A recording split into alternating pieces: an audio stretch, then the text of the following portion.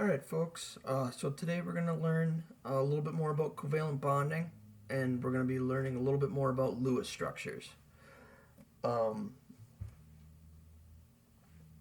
now, so on our first page of notes, the number of bonds formed by an atom in its Lewis structure is determined by the number of holes the atom has in its Lewis dot diagram.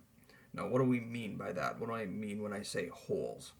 Well, let's take a look at some different atoms, and we'll sort of talk about the difference between their Lewis dot diagram and their Lewis structure, and I'll show you what I mean by holes. Okay, so we'll start with fluorine. Fluorine is right here, so it's number 1, 2, 3, 4, 5, 6, 7. Okay, so we're going to give it 7 valence electrons. So 1, 2, 3, 4, 5, 6, 7. Okay, so what I mean by a hole is you can see that there's no electron right here because it only has 7 valence electrons. So this is what I mean when I say hole, is there's a empty spot right here that could be filled with an electron. And so what that means is because it has one hole, that means that this side of the atom will form a bond in the Lewis structure. So when we draw the Lewis structure, we can see we still have the 2 electrons on top, the 2 electrons on the left, and the 2 electrons on bottom, right? Here, here, and here. But this side, because another atom is going to come in and share an electron where that hole is, we can see that fluorine is going to form a bond on this side of the atom. And so we've drawn the bond in here. Okay, so how many bonds will this form? Well, we can see from our picture it's just going to form one. And then this last column is a new term, lone pairs of electrons. So the lone pairs of electrons are, if you look at the Lewis structure, each side of the structure will either have a bond or a lone pair on it. So we can see since it has one bond, it's going to have 1, 2, 3 lone pairs, 3 pairs of electrons on different sides of the atom. So it's going to be those 3 pairs right there, and so that means it's going to have 3 lone pairs. Okay, so then next up we're going to do chlorine. It's going to be very similar to fluorine. So we'll draw our chlorine atom, and we can see chlorine is right beneath fluorine on the periodic table. So that means it's going to have the same number of valence electrons. And if we count over 1, 2, 3, 4, 5, 6, 7 valence electrons. And so we can see it's got its 7 valence electrons. And again, just like fluorine, fluorine had this hole right here that wants to be filled with an electron. Same thing with chlorine. It's got a hole right here. So again, what that hole means is that's just a spot where another atom is going to come in and share an electron with this chlorine atom, and then those 2 atoms will form a bond with each other. So then when we draw the Lewis structure, you can see it's almost identical to the fluorine structure.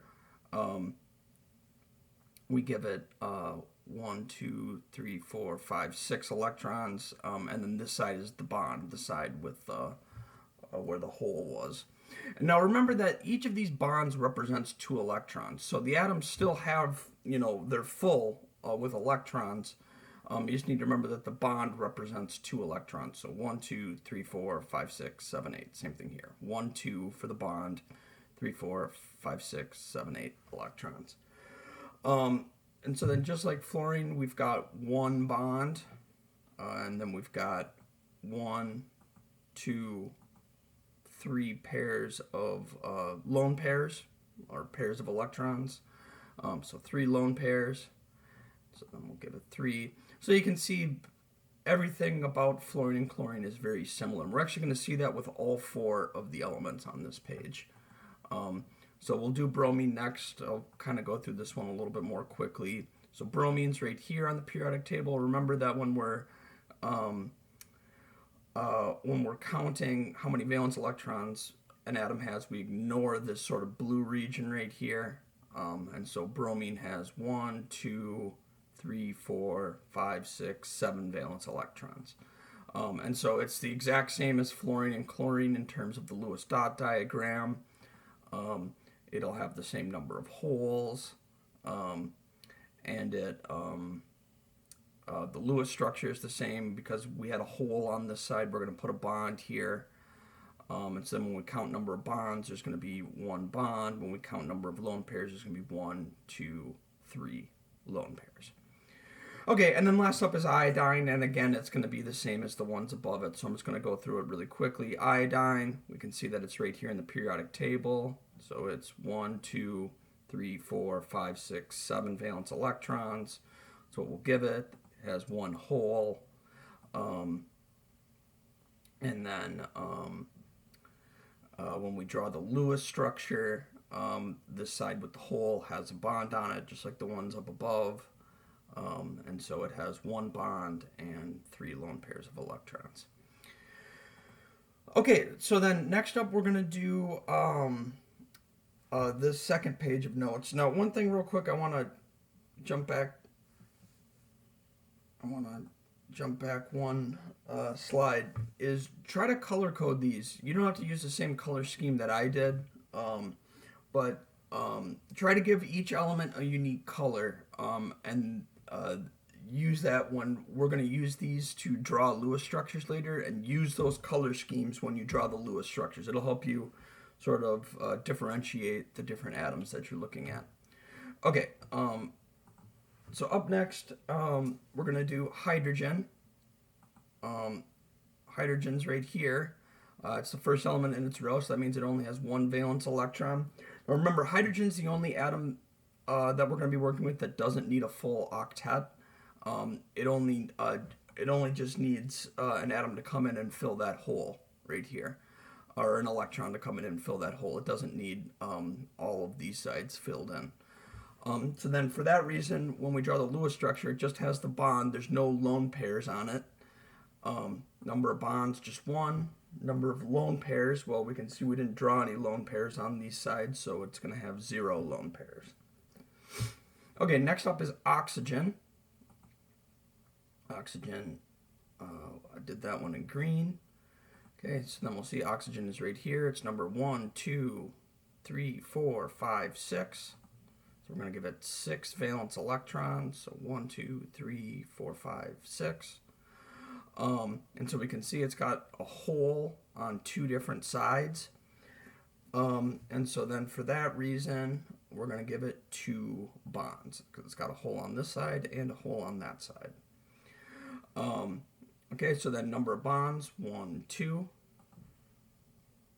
Number of lone pairs in the Lewis structure. It's got 1 on top and 1 on bottom. So we'll give it 1, 2. Okay, we're going to do nitrogen next. All right, nitrogen is right here. It's right next to oxygen, so it has 1, 2, 3, 4, 5 valence electrons. So we're going to give it 5 valence electrons. And you can see it has 1, 2, 3 holes. So for that reason, it's going to form 1, 2, 3 bonds. So number of bonds is 3. It's got 1 lone pair up top, so we'll give it 1 lone pair. All right, and then last up is carbon. Carbon's right next to nitrogen, so it's got 1, 2, 3, 4 valence electrons. So we'll draw in here 1, 2, 3, 4. So hopefully you're starting to sense the pattern now. And so you can see that the number of bonds is going up here. And so it's got 1, 2, 3, 4 holes. So it's going to form 1, 2, 3, 4 bonds. Right? So we'll put in 4. And we can see because every side has a bond, it doesn't have any room for lone pairs. So it won't form any lone pairs. Okay, so what we're going to be able to do is use these charts that we've made here to draw our Lewis structures. So that way we don't have to use the Lewis dot diagram. We can just sort of use this chart that we've made for drawing the Lewis structures. So let's see how to do that.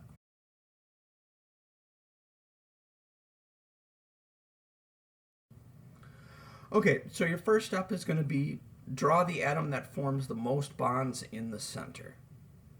Right. So you'll take a look at your chart. You'll look at the atoms that are in your compound. Whichever atom forms the most bonds, you're going to put that in the center.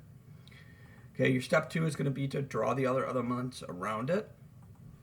Then we'll add bonds until each atom has the correct number of bonds.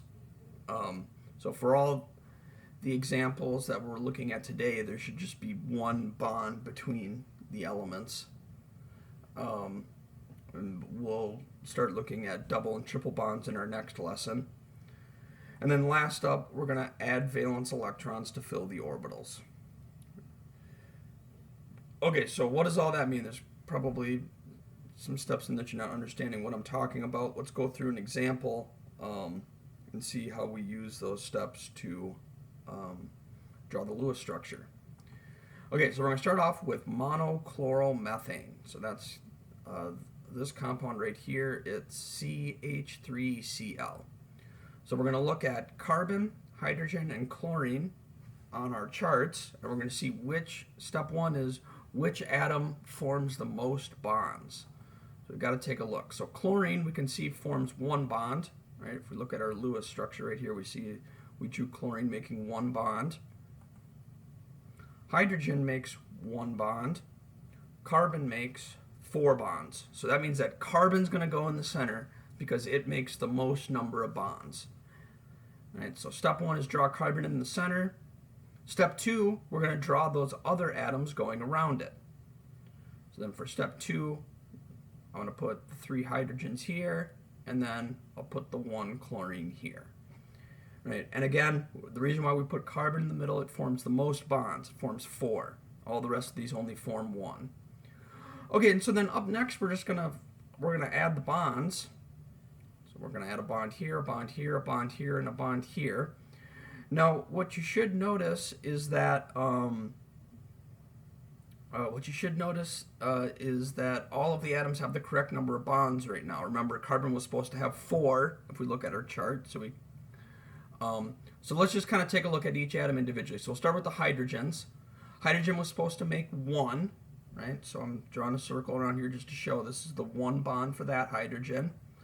This hydrogen made 1 bond, and this hydrogen made 1 bond. Chlorine was also supposed to make only 1 bond, so we can see chlorine also has the correct number of bonds. It has 1. Remember that carbon was supposed to form 4 bonds, so if we look in this circle, we see that carbon made 1, 2, 3, 4 bonds. So every atom has the correct number of bonds at this point. So then the final step, now that they all have the correct number of bonds, is to make sure that they all have the correct number of lone pairs. So we've got to look at hydrogen, carbon, and chlorine, see how many lone pairs they form. Chlorine should have 3 lone pairs. Hydrogen should have 0. Carbon should have 0. And so what that means is we're going to give this chlorine atom 1, 2, 3 lone pairs. Okay? So 1, 2, 3 lone pairs for chlorine. Okay, and so then up next we're going to do this molecule, ethane. And we can see this molecule has 2 carbons and 6 hydrogens. And so as we look at our chart, we see that carbon forms 4 bonds, hydrogen forms 1 bond, so that was just like it was in our last molecule. So again, we're going to put carbon in the middle. We're going to put carbon in the middle. But you can see that this molecule has 2 carbon atoms. So what we're really going to do is we're going to put both carbons in the middle. So we'll put 1 here and put 1 here. And not to give too much away, but eventually these 2 are going to be bonded to each other. Right? And so we can go ahead and draw the bond. So we're kind of going out of order a little bit with the steps because step 2 is supposed to be that you draw the other atoms in before you put a bond. But since there's 2 atoms that form the most number of bonds, we're going to put them both in the center. Okay, next up is the hydrogen atoms. There's 6 of them. And so you can see each carbon is free to form 1 bond on each side. So we're going to put a hydrogen atom on each side. So we're going to go 1, 2, 3 on this carbon and 1, 2, 3 on this carbon. Okay, now we can draw the bonds. Okay, connect them all up. So remember, each hydrogen atom was supposed to form one bond. So we'll start with this one right here. 1, 2, 3. Right. So let's just go back a little bit. This hydrogen atom formed one bond. This hydrogen atom formed one bond. This hydrogen atom formed one bond. This one formed one. This one formed one. This one formed one. Okay, so now let's take a look at the carbon atoms. Remember, they were supposed to form 4. So this carbon atom formed 4 bonds. All right, 1, 2, 3, 4. And this carbon atom formed 4 bonds. 1, 2, 3, 4. Okay, and then for our final step, we're just supposed to add lone pairs. Well, good news if you remember from the last one, hydrogen has 0 lone pairs. Carbon has 0 lone pairs, so we don't need to add any lone pairs of electrons. This Lewis structure is done. It just looks like this. Okay, so then let's go on to our second page of examples. Next one we're going to do is nitrogen trifluoride. So look, fluorine forms 1 bond. Nitrogen forms 3 bonds, so we're going to put nitrogen in the middle because it forms the most number of bonds. So nitrogen goes in the middle. And then we'll add our 3 fluorine atoms, 1, 2, 3. Okay, and then we're gonna make bonds. So bond the nitrogen to this fluorine, nitrogen to this fluorine, nitrogen to this fluorine. And then this should be the correct number of bonds. Each fluorine atom forms 1 bond, which is what they're supposed to. 1. And then the nitrogen atom forms 3 bonds. 1, 2, 3. So we're good here as well. Okay. So then next up we're supposed to look at lone pairs of electrons. Each nitrogen atom has 1 lone pair. So look, we gave it 1 lone pair. Now let's look at fluorine. Each fluorine is supposed to have 3 lone pairs. So we can see this atom has 1. Whoops. This atom has 1, 2, 3. This atom has 1, 2, 3, and this atom has 1, 2, 3. So each atom has the correct number of lone pairs, so we should be done with this one. Correct number of bonds and correct number of lone pairs. Okay, the last compound that we're going to look at is called iodoform, CHI3. And so iodine forms 1 bond. Hydrogen forms 1 bond and carbon forms 4 bonds. So usually if the molecule has carbon, or if the compound has carbon in it, which a lot of them do, the carbon is going to be the one that goes in the middle because it forms the most bonds, 4. Okay, so we're going to put the carbon in the middle.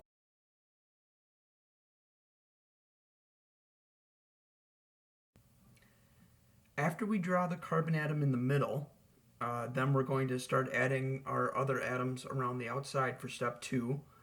So the first atom that we should add would be our hydrogen atom. Now I put mine right here, but keep in mind it really doesn't matter where you draw it. So if you wanted to draw your hydrogen atom up here or over here or down here, that's fine. I just happen to pick drawing it on the left, but it really doesn't matter where you draw it. At least not for this atom. Okay, and so then we'll add our iodine atoms. So there should be 3 of them. So we'll go iodine, iodine, iodine. Okay, and then our next step is to add our bonds. So we'll bond up each atom, and then we'll just do a check to make sure that each atom has the right number of bonds. Now, you guys might be wondering why we're doing the check, because it seems like for each example that we've gone through today, we just bond each atom up once and they're good. And that works for today.